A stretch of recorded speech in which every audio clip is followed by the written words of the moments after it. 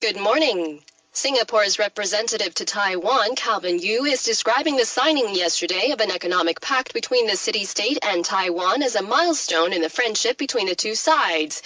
Speaking after signing the agreement, Yu says he is confident that the accord will open up numerous opportunities for the business communities of both Singapore and Chinese Taipei. Yu and Taiwan's representative to Singapore, Xie Fa-da, signed the agreement at 9:30 yesterday morning.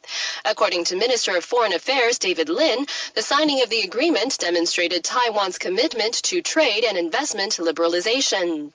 Lin added the accord will serve as an example for Taiwan when negotiating economic cooperation agreements with other countries and encourage other countries to open talks with the island on similar trade accords.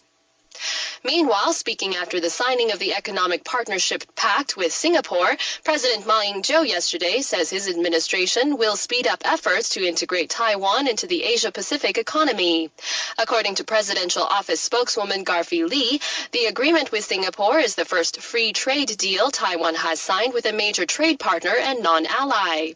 The government says the agreement is expected to add $701 million to Taiwan's gross domestic product over the next 15 years and to create 6,154 jobs. Under the agreement, tariffs on 83% of Singaporean imports will be lowered to zero as soon as the pact takes effect. The government says it hopes the accord will take effect by December of this year. Singapore is Taiwan's biggest trading partner in Southeast Asia. Two-way trade stood at $28 billion last year. In related news, Foreign Minister David Lim says Taiwan and the Philippines will soon conclude separate feasibility studies on a proposed bilateral economic cooperation agreement. According to Lim, the governments of both sides can expect positive developments over the next few days, and when signed, Taiwan and the Philippines will enjoy closer trade relations. Bilateral trade totaled more than $10 billion last year. The government is also currently considering trade accords with India and Indonesia. A legislative committee tasked with investigating allegations of illegal wiretapping by the Special Investigation Division is demanding Prosecutor General Huang Ximing step down after he failed to appear at a hearing yesterday. Huang is facing charges of leaking information about an investigation into DPP caucus whip Ke Jianming. That probe led to allegations of influence peddling being brought against Legislative Speaker Wang Jingping. According to members of the committee, Huang's failure to appear before the hearing shows his disregard for the island's legislature. The committee has also charged Huang with refusing to provide it with both his personal and the Special Investigation Division's telephone records, as had been requested. Huang was indicted on charges of violating the Criminal Code and the Communications Security and Surveillance Act last week. He faces a maximum sentence of 3 years in prison if found guilty. Foreign ministry officials say they are in talks with Japan over the detention of a Suao-based fishing boat and crew charged with intruding into Japanese territorial waters. The Suao Fishermen's Association says the Chunho Feng 166 was detained for allegedly poaching in waters some 20 kilometers northeast of Kuchinoshima Island. Reports from Japanese media say the boat's captain has been arrested. According to Foreign Ministry spokeswoman Anna Gao, her office is seeking the speedy release of the boat and its crew. The Ministry of National Defense yesterday showed off its 6 newly arrived Apache attack helicopters and announced the island will take delivery of the first batch of 60 Black Hawk helicopters next year. According to Army Headquarters Aviation and Special Forces Command, the United States will start delivering the transport helicopters in late 2014. Defense officials say the helicopters will be used mainly for disaster relief operations by the National Airborne Service Corps. The sale of the Black Hawks was announced in early 2010 and was part of a deal that included purchase of 114 PAC-3 missiles and 2 Osprey-class mine-hunting ships from the U.S. China's Taiwan Affairs Office is playing down a spat over Taiwan singer Desert Chung's waving of an ROC flag during a recent concert in England. The waving of the flag drew criticism from Chinese nationals at the concert and netizens in China. However, speaking at a regular press briefing in the Chinese capital yesterday, office spokeswoman Fang Liqing said only that Chinese authorities hope people in Taiwan and China can enhance their mutual understanding of one another. Fan added Beijing looks forward to seeing the younger generation on both sides of the Taiwan Strait increase contact and engagement to enhance mutual understanding and ethnic identity and work together for a Chinese Renaissance. There have been reports authorities in Beijing have requested organizers of planned concert by Chang cancel the event due to the flag-waving incident. And finally, former Vice President Vincent Xiao will lead a business delegation to the United States later this month, during which he says he will push for the support of Taiwan's inclusion in the Trans-Pacific Partnership. According to the island's representative office in Washington, D.C., Xiao and an 18-member delegation will visit San Francisco, New York, and the U.S. Capitol. Xiao will meet with members of U.S. Congress and will represent Taiwan in negotiations with the U.S. on a bilateral investment treaty. Members of the delegation will include Foxconn President Terry Kuo, Formosa Plastics Group Vice Chairwoman Susan Wong, and Far Eastern Group Chairman Douglas Hsu. And now looking at the weather across Taiwan, according to the Central Weather Bureau, we can expect mostly clear skies in the Taipei area with a high of 28 in the capital, and partly clear skies in the center and south with a high of 30 in both Taichung and Kaohsiung. Current temperatures now, Taipei 24, Taichung 23, and Kaohsiung 25. In international news, U.S. allied and Iranian negotiators are closing in on a deal that would partially freeze Tehran's nuclear program in exchange for limited sanctions relief.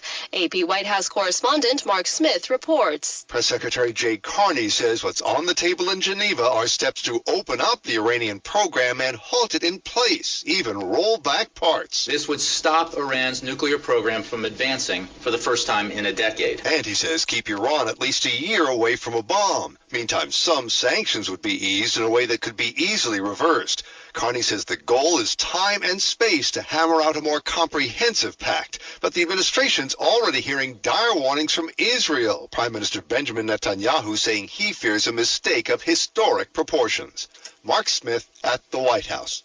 Pakistan's Taliban has named a new leader after the death of his predecessor in a drone attack. Mullah Fazlullah is a particularly hardline commander whose men shot the schoolgirl activist Malala Yousafzai. The government has been trying to set up peace talks, but the new leader has already rejected the initiative. The Taliban has indicated that Fazlullah wanted for revenge for the killing of the group's previous leader. A Taliban spokesman says the militants will target the military and the governing party. Egypt's ousted president has seen his family for the first time since he was deposed. More from AP Middle East correspondent Mark Levy. Mohamed Morsi's wife and relatives visited him in a desert prison near Alexandria, Egypt's second-largest city. It's the first such visit since the military deposed him in July.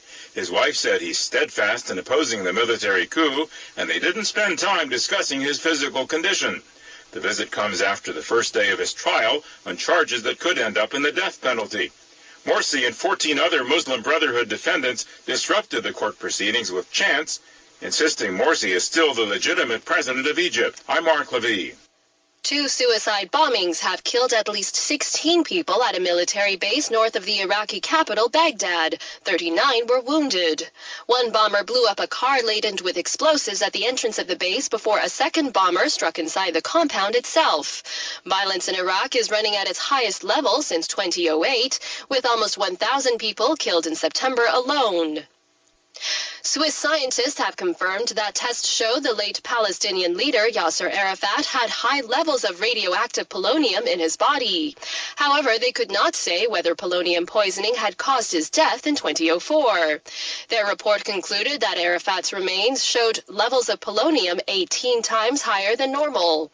Many Palestinians have long believed that Israel poisoned Arafat. There have also been allegations that he had AIDS or cancer.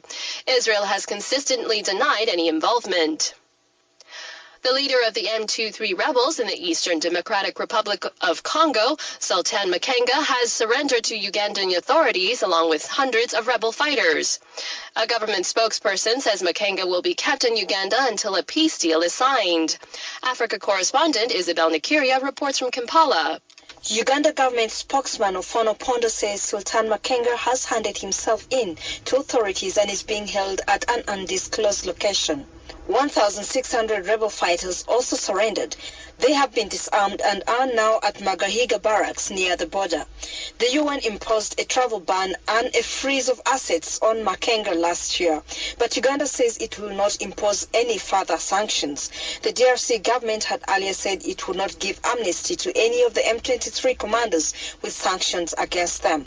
Uganda says the final agreement due to be signed on Monday will spell out how each M23 member under sanctions will be held. The rebels announced on Monday they would end their 20-month rebellion and pursue peaceful negotiations. For ICRT News in Kampala, I'm Isabel Nakiria. The world's strongest typhoon of the year struck the Philippines early yesterday. Shortly before landfall, Typhoon Haiyan's maximum sustained winds were 314 kilometers per hour, with gusts of up to 379 kilometers per hour. Thousands of people have evacuated villages in the typhoon's path. The storm is forecast to make its way through the Philippines' central region today and Saturday, before blowing towards South China Sea over the weekend, heading for Vietnam. Haiyan is the 24th such storm to hit the Philippines this year. The UK spying agencies are facing tough questions from MPs, which is being televised for the first time. The public grilling comes amid leaks by the NSA whistleblower Edward Snowden that raised concerns over the level of spying done by the UK and US intelligence agencies. Our UK correspondent Natalie Powell has the latest. The heads of the GCHQ, MI5 and MI6 have given evidence in private for many years, but this is the first time MPs are grilling intelligence directors in public. It follows on from a limited investigation by the Intelligence and Security Committee into claims that GCHQ used US surveillance program PRISM, which gathers information from internet firms, as a way of getting around British laws. The agency has been cleared of any wrongdoing on this, but MPs are now looking at whether surveillance laws need updating for the internet age.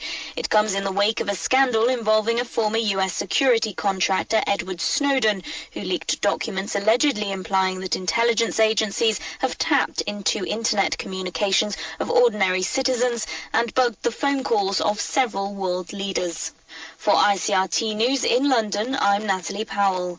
In the U.S., the Senate has approved a historic gay rights bill. AP correspondent Sherry Bodlander reports. Let the bells of freedom ring. Oregon Senator Jeff Merkley exulted in the Senate's bipartisan approval of the bill that prohibits workplace discrimination against gay, bisexual, and transgender Americans. This is a terrific day for fairness and freedom. Indiana's Dan Coates was among Republicans voting no, arguing the bill forces employers to violate their religious beliefs. This principle is at the very core of our system of government. The bill now goes to the House, but may not be considered since Speaker John Boehner opposes it.